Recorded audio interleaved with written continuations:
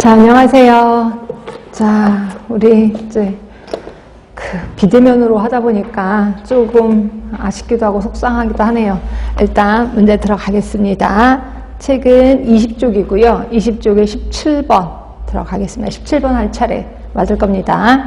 자, 다음과 같은 특성을 지닌 교육 방법으로 옳은 것은 이라고 되어 있고, 보면 단순 명료화시킨 상황 속에서 가장 기본적이고, 단순 명료화시킨 상황? 요게 조금 힌트일 것 같기도 하고, 그 다음에 두 번째 보시면 현실 경험 학습자 참여, 즉각적 피드백이 가능하대.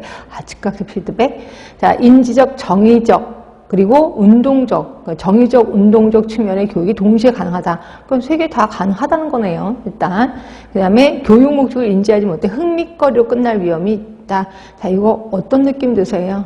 네, 예, 이게 실험극입니다. 모의상황. 그러니까 여러분들은, 실험극이면 즉각적인 피드백이 가능하나요? 예, 그럴 수 있어요. 왜냐면 역할극 보고 나서 토론을 한다 그랬잖아요. 토론을 하다 보면, 서로, 이렇게 그 연출자하고, 그러니까 그 역할에 나왔던 사람들하고 학생들하고 토론을 하거든요. 이러다 보니까 이때 즉각적인 피드백도 가능하단 말이에요. 그러니까 두 번째 즉각적인 피드백 때문에 헷갈릴 수도 있는데 이거는 모의 상황 또는 실험극이 맞고요. 시범이 뭔지는 아실 거고 상담도 뭔지는 아실 거고 강연식 토의법은 뭐냐면 강연은 뭔지는 아시죠? 강연. 이거는 그냥 강의하는 건데 강연식 토의법이야. 결국 심포지움을 얘기하거나 또는 심포지움 말고 포럼도 괜찮아요. 포럼이라고 해서 심포지움이랑 똑같은데 뒤에 토의만 많이 하는 게 포럼이거든요. 이게 결국 심포지움이나 포럼 같은 거를 강연식 토의법이라고 해. 그러니까 강의를 하고 나서 그냥 그 주제를 갖고 토의를 하는 거죠.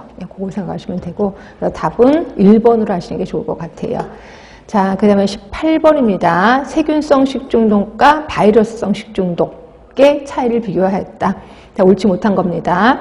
자, 세균성 식중독 하면은 우리가 알고 있는 뭐 그런 거죠. 뭐 포도당구균 식중독이라든지 뭐 살모넬라 이런 것들을 생각하시면 될 것 같고, 바이러스 하면은 노로바이러스 생각하시면 될 것 같아요. 일단 발병량을 보시면 수백만 이상의 균이 들어와야지 걸려. 이게 세균성. 괜찮죠? 네, 바이러스는 조금만 들어와도 걸려요. 노로바이러스 같은 경우는 조금만 들어와도 소량이 들어와도 걸린다고 얘기를 했었거든요. 자, 2차 감염입니다. 대부분 세균성 식중독은 2차 감염이 거의 없죠. 그러나 바이러스는 호흡기계로도 옮긴다 그랬잖아요. 그러니까 바이러스성 식중독은 2차 감염이 있단 말이에요. 근데 여기는 두 개가 거꾸로 됐네. 그러니까 답은 2번 같고요. 3번 증상 거의 비슷합니다. 그 다음에 치료는 항생제, 그러니까 세균성 식중독 같은 경우는 굳이 꼭 매번 항생제를 투여하는 건 아니지만 상태가 좀 심해졌을 때 항생제 투여합니다. 바이러스는 치료법이 없는 건 하실 거고요. 네, 답은 2번이 괜찮습니다. 자, 19번입니다. 자, 다음의 평가 영역 중에 옳은 거를 고르랍니다.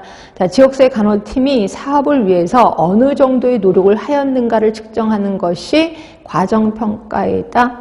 아니건 아시죠? 어느 정도의 노력을 하였느냐 하니까 이거는 투입평가가 되겠죠. 그래서 1번은 틀린 거고, 자, 설정된 목표를 제한된 기간 동안 어느 정도 달성했는가에 대한 평가로, 어느 정도 달성했느냐? 이건 목표 달성에 대한 평가 아니에요? 그렇죠? 그러니까 투입이라고 했으니까 이거 틀린 거고, 3번입니다.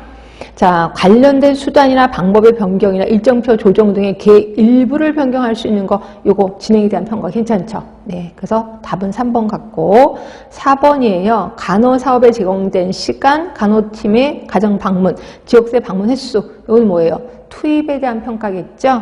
그래서 답은 3번으로 하시는 게 좋을 것 같아요. 자, 20번입니다. 자, 보시면 현재 보건문제, 보건의료 사업, 각종 보건의료 자원에 대해 정보를 수집해서 문제를 확인하는 단계. 정보를 수집해서 문제를 확인해? 그러면 주어진 보기 중에 계획의 작성은 아니죠. 방법과 수단의 선택도 아니고 보건 현황의 분석, 요거 같기도 하는데 우선순위 설정 이건 아니고 답은 3번이 맞습니다. 3번이 맞고, 그거 우리 기획 방법 기억하시죠? 전제 조건의 사정.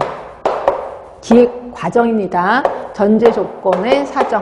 그러니까 결국 이 내용을 기획할 수 있는지 없는지 요거를 확인하는 걸 전제 조건의 사정이라고 했고, 그래서 기획이 가능하다라고 하면 상황 분석을 하죠. 상황 분석을 하고 그 다음에 이제 우선순위를 설정합니다. 그러니까 상황 분석을 하면 여러 가지 문제점들이 나올 거고 우선순위 설정해서 1순위에 대해서 계획을 하고 그 다음에 수행을 하고 그 다음에 이제 평가를 하게 되겠죠. 이게 이제 우리가 알고 있는 기획 과정이었거든요. 그래서 기획 과정에서 여러 가지 보고 문제 등등등 이런 거를 파악하는 거는 요 상황 분석, 현황 파악이라고 보시면 돼요. 그래서 답은 3번이라고 보시면 될 것 같고, 자 이렇게 해서 우리 4회 끝났고요. 이제 5회 들어가겠습니다. 자, 프리시드, 프로시드 모형은 건강 문제에 영향을 주는 요인을 분석한 후 이를 바탕으로 건강진 사업을 수행하는 데 지침이 되는 모형이다. 괜찮습니다. 다음에서 제시하고 있는 내용에 해당되는 단계로 뭐냐? 자, 질병의 유병률 발생률, 빈도 등의 기본 자료뿐만 아니라 2차 자료를 활용해서 사정하는데, 자, 이게 기본 유병률 발생률 이걸 확인한다고?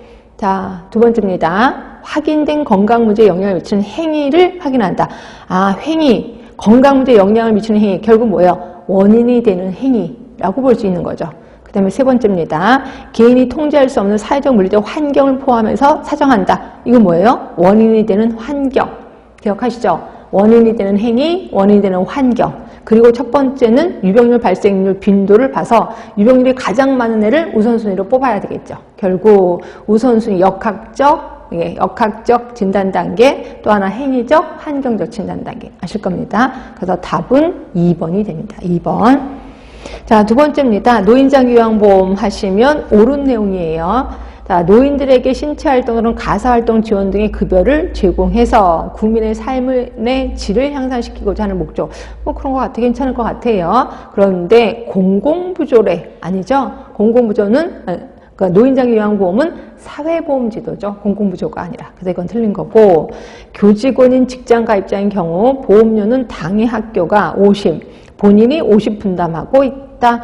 원래 교직원 하면 사립학교 교직원을 얘기하는 거고, 그러면 학교가 30, 국가가 20, 본인이 50인 건 아시죠? 그래서 이건 틀린 거고, 건강보험과 똑같습니다. 이거는. 그 다음에 세 번째, 장기요양보험 가입자는 건강보험 가입자와 동일하다. 맞죠? 결국 건강보험 가입자는 건강보험료도 내고 장기요양보험료도 내고 있습니다. 그러니까 이건 맞는 거고. 네 번째, 국민기초생활보장법